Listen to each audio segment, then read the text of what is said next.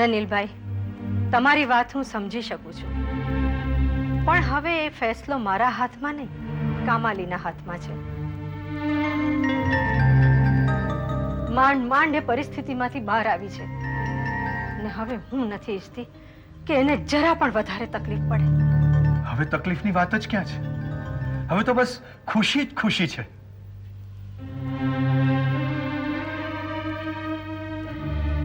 આ ખુશીની રાહ આ ઘરે બહુ જોઈ છે. દરેક વખતે ખુશી દ્વાર સુધી આવીને પાછી વળી ગઈ છે. હવે તો ડર લાગવા માંડ્યો છે. જ્યારે પણ કોઈ ખુશી કે આનંદના પગરવ સંભળાય છે ત્યારે મન ફફડી ઉઠે છે. મારા પર ભરોસો રાખો. હવે જ્યારે ખુશીનું આગમન થશે ને ત્યારે દ્વારેથી પાછું નહીં જાય. હું તમારે ઘેર મારા ભાઈની ખુશી માંગવા આવ્યો છું, અને મને ખાતરી છે કે તમે મને નિરાશ નહીં કરો. ઇન્દ્રનીલભાઈ, મેં તમને કહ્યું ને કે હવે આ વાત મારા હાથમાં નથી રહી. મારું કામાલીને મળવું ખૂબ જરૂરી છે.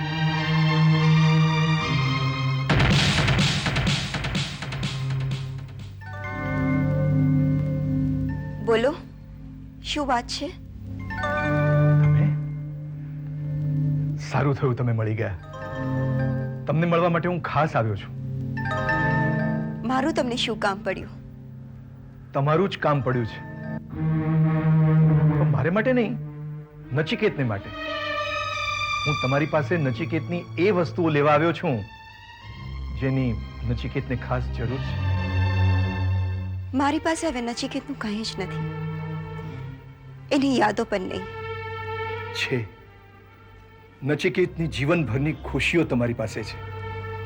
એનું સુખ, એનો ચેન, એનો આરામ તમારી પાસે છે. નચિકેત તમને બેહદ ચાહે છે. હવે આ બધી વાતોનો કોઈ જ અર્થ નથી. જીવનમાં જેને આપણે ઝંખતા હોઈએ ને એ મળી જાય તો એનો આનંદ જ અનેરો હોય છે. હવે તો મારી બધી ઝંખનાઓ ગરમાઈ ગઈ છે, બરબાદ થઈને ખરી ગઈ છે. હું જાણું છું કે મારે લીધે તમારું દિલ દુભાયું છે, પણ એનો બદલો તમે નચિકેત સાથે શું કામ લો છો? આ તમે કહી રહ્યા છો? તમે જ મને કહ્યું હતું ને કે નચિકેતના જીવન માટે હટી જા, અને હું હટી ગઈ. અને હવે તમે કહી રહ્યા છો કે હું ફરી આવી જાઉં? તમે શું મને ચાવીવાળું રમકડું સમજી રહ્યા છો કે જ્યાં સુધી તમે ચાવી ભરેલી હોય ત્યાં સુધી હું ચાલતી રહું, અને તમારું ફરી મન થયું ને તમે ફરી ચાવી ભરો અને હું ચાલતી જ રહું? કામાલી, હું તમારી સમક્ષ મોટી અપેક્ષા સાથે આવ્યો છું. તમે મોટી અપેક્ષાઓ લઈને આવ્યા છો, અને હું જ્યારે નચિકેતને મળવા હોસ્પિટલ આવી હતી ત્યારે નિસ્વાર્થ મને આવી હતી, પણ છતાંય તમે મને એને મળવા ન દીધી અને એની જિંદગીમાંથી હટી જવા માટે કહ્યું. મિસ્ટર ઇન્દ્રનીલ, લગ્નના માટે કઈ કઈ બાબતનો ખ્યાલ રાખો એની તમને વધારે જાણ છે. હું કોઈ એવા મોટા બાપની દીકરી નથી જેનો કરોડોનો બિઝનેસ હોય અને જેના સંબંધથી તમને ઘણો ફાયદો થાય. હું તો એવા બાપની દીકરી છું જેને પિતાજીની કરોડોની જાયદાદ છોડીને દેશ પ્રેમને મહત્વ આપ્યું. પિતાનો કરોડોનો કારોબાર છોડીને એમને ઇન્ડિયન આર્મી જોઈન કરી. એ જો ઈચ્છત તો જાહો જલાલી માણી શકત.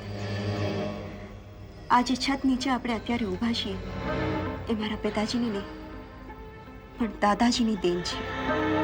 હું તો ઈચ્છતો હતો કે મારા લાડકા ભાઈ નચિકેતને હું દુનિયાની હરેક ખુશી દઈ દઉં,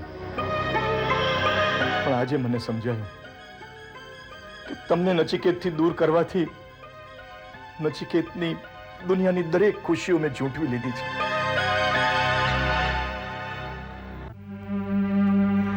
મને જો મારી ભૂલની સજા મળી હોત ને તો મને એનો કોઈ અફસોસ ન થાય. મને અફસોસ માત્ર એ જ વાતનો છે કે મારી મગરૂરી અને તુમાખીની સજા આજે નચિકેત ભોગવી રહ્યો છે.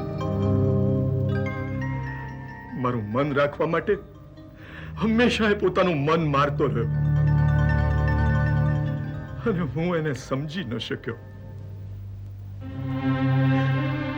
મારી જાતને હું ક્યારેય માફ નહીં કરી શકું. નમસ્તે.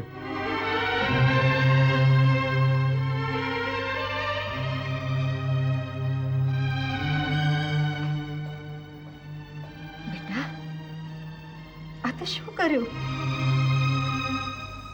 માં, મને થોડી વાર માટે એકલી રહેવા દે.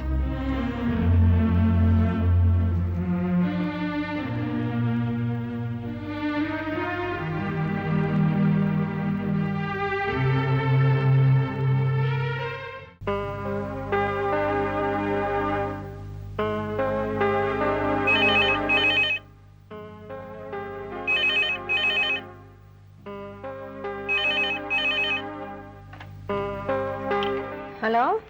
માસી વિનાયક બોલું છું. હા વિનાયક બેટા, કેમ છે? હું ઠીક છું, તમે કેમ છો? હું પણ ઠીક છું. માસી ફોન એટલા માટે કર્યો હતો કે તમે પણ અહીંયા આબુ આવી જાઓ. હા જો અત્યારે અહીંયાનું ક્લાઇમેટ બહુ સરસ છે અને હોળી પણ નજીકમાં આવી રહી છે, એટલે તમે અને કામાલી જો અહીંયા રજા વિતાવવા માટે આવી જાઓ તો મજા આવશે.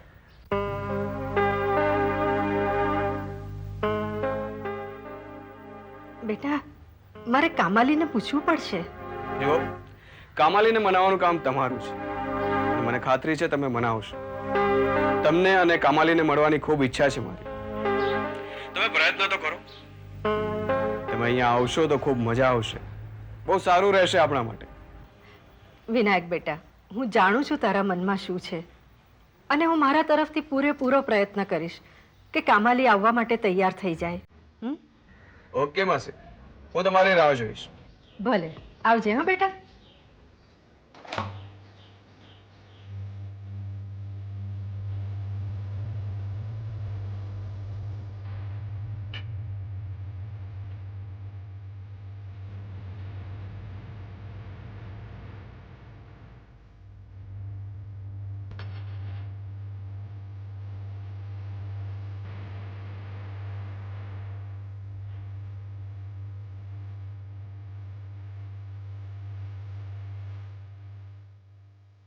કામાલી બેટા, મારી એક વાત માનીશ? શું છે માં?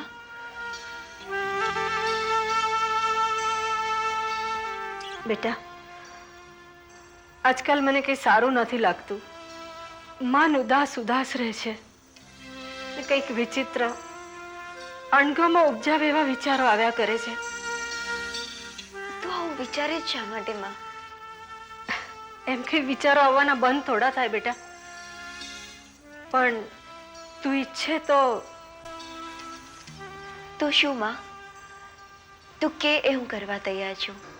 હું તને ફક્ત ખુશ જોવા માંગુ છું માં. તારી ખુશી જ મારા માટે સર્વસ્વ છે. તો બેટા, આપણે થોડા દિવસ ક્યાંક બહાર ગામ જઈ આવીએ. ભલે. ક્યારે જવું છે? બસ આ એકાદ બે દિવસમાં નીકળી જઈએ.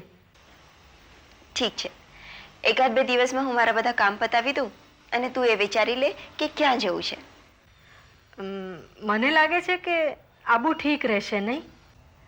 ત્યાંનું ક્લાઇમેટ પણ સારું છે અને હવાફેર પણ થઈ જશે. માં, મને ખબર છે કે આ આમંત્રણ તને કોણે આપ્યું છે અને હવાફેર તો ફક્ત બાનું છે, હે ને? હા, પણ સાચી વાત તો એ છે કે વિનાયક પણ આપણને મળવા માંગે છે.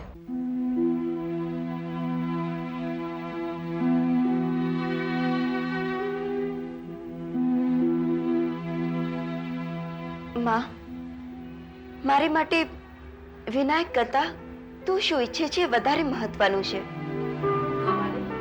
પણ માં, તું એમ પણ ના સમજતી કે મેં આબુ આવવા માટે હા પાડી દીધી છે તો વિનાયક સાથે લગ્ન કરવા પણ તૈયાર થઈ જઈશ. બેટા, અત્યારે ખરેખર મને કંઈ જ સમજાતું નથી. હું તો માત્ર એટલું જ ઈચ્છું છું કે તું મારી સાથે આબુ આવે. ઓકે માં, હું તારી સાથે આબુ આવીશ.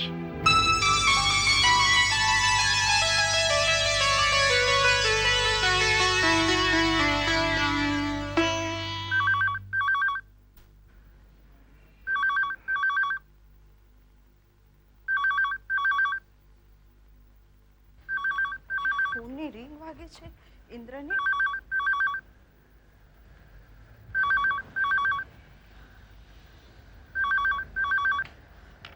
હલો. નહીં જી, નચિકેતભાઈ હજી સુધી આવ્યા નથી. જી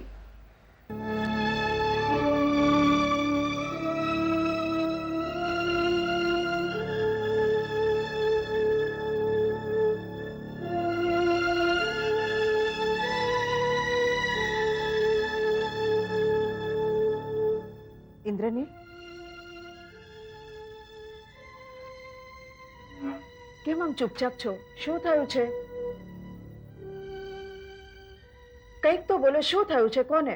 કંઈ જ નથી થયું. શું થવાનું હતું? કંઈક તો થયું છે. તમે અમદાવાદથી આવ્યા ત્યારથી 3 વાર તમને પૂછ્યું છે કે તમે કામાલીની મમ્મીને મળ્યા કે નહીં, પણ 3 વખત તમે જવાબ ટાળી દીધો. અરે જે હોય તે ચોખ્ખે ચોખ્ખું કહી દો ને. શું વાત છે? શું વાત કરું તને મલ્લિકા? જે સાચું હોય એ જ કહો. જો તમે કામાલીની મમ્મીને ન મળ્યા હો તો વાત ત્યાં જ પૂરી થઈ જાય છે, અને મળ્યા હો તો તમારા બંને વચ્ચે એવી તે શું વાત છે કે તમે આટલા ઉદાસ છો? ઉદાસ નથી મલ્લિકા, હું હેરાન છું, પરેશાન છું. તમારી પરેશાનીનું કારણ શું છે એ કહેશો? જો મલ્લિકા, હું ઈચ્છતો નહોતો, મારો આશય પણ નહોતો, પણ લાગે છે કે હું અજાણતા જ નચિકેતનું બહુ મોટું નુકસાન કરી બેઠો છું. પણ એવું તે શું થયું છે?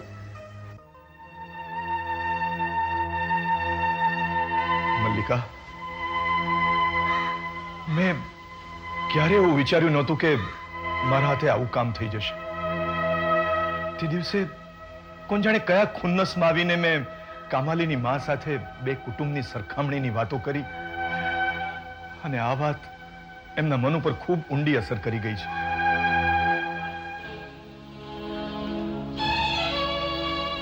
પણ એમણે તમને શું કહ્યું? શું વાત કરું, કામાલીની માં પાસે હું ખૂબ મોટી આશાઓ સાથે ગયો હતો. મને હતું તેઓ જ્યારે ખુદ સામે ચાલીને આપણે ત્યાં આવ્યા હતા તો નચિકેતનું માગું લઈને જો એમની પાસે જઈશ તો એ જરૂર સ્વીકારી લેશે. પણ ખબર નથી વિધાતાને શું મંજૂર છે, એમણે આ સંબંધ નકારી કાઢ્યો. શું? એમણે આ સંબંધ નકારી કાઢ્યો? પણ એ કેમ બને? હા, એમ જ બન્યું છે. તે દિવસે અજાણતા મારે હાથે જે એમનું અપમાન થઈ ગયું, એ અપમાનને તેઓ હજી ભૂલ્યા નથી. એમના સ્વમાને એ અપમાનને બરાબર જાળવી રાખ્યું છે.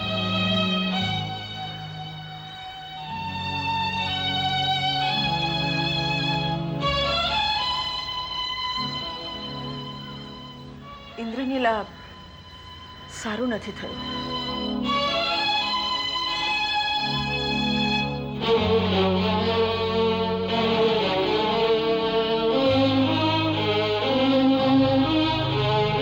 મલ્લિકા, મને આ વાતનો ખૂબ અફસોસ છે. મેં ક્યારે એમ કેમ ન વિચાર્યું કે એમને પણ સ્વમાન જેવું હોઈ શકે. ખરેખર હું ખૂબ ખૂબ શરમ અનુભવું છું. અરે શરમ જ નહીં, હવે તો મારી જાત સાથે હું અપરાધીની ભાવના પણ અનુભવું છું. હું નચિકેતની ભાવનાઓ સાથે રમતો રહ્યો. અરે એના જીવનની મેં મોટામાં મોટી ખુશી ઝૂંટવી લીધી છે એની પાસેથી. ભગવાન, ભગવાન ક્યારેય મને માફ નહીં કરે. મોટા ભાઈ, નચિકેત,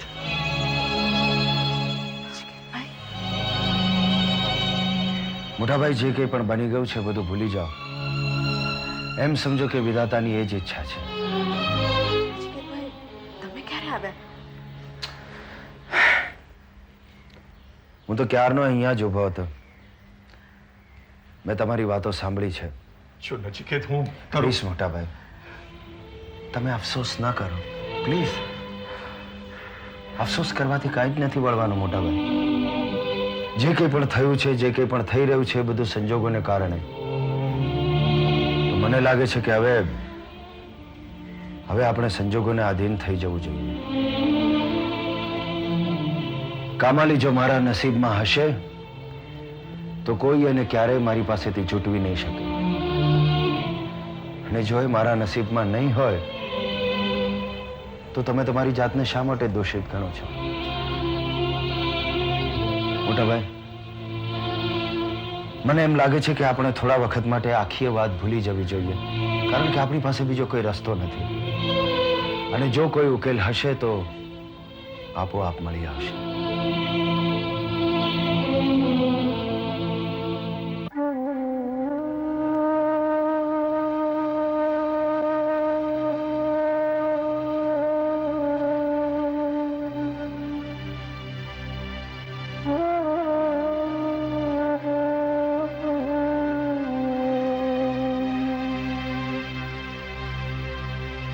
કમલે તે શું કર્યું?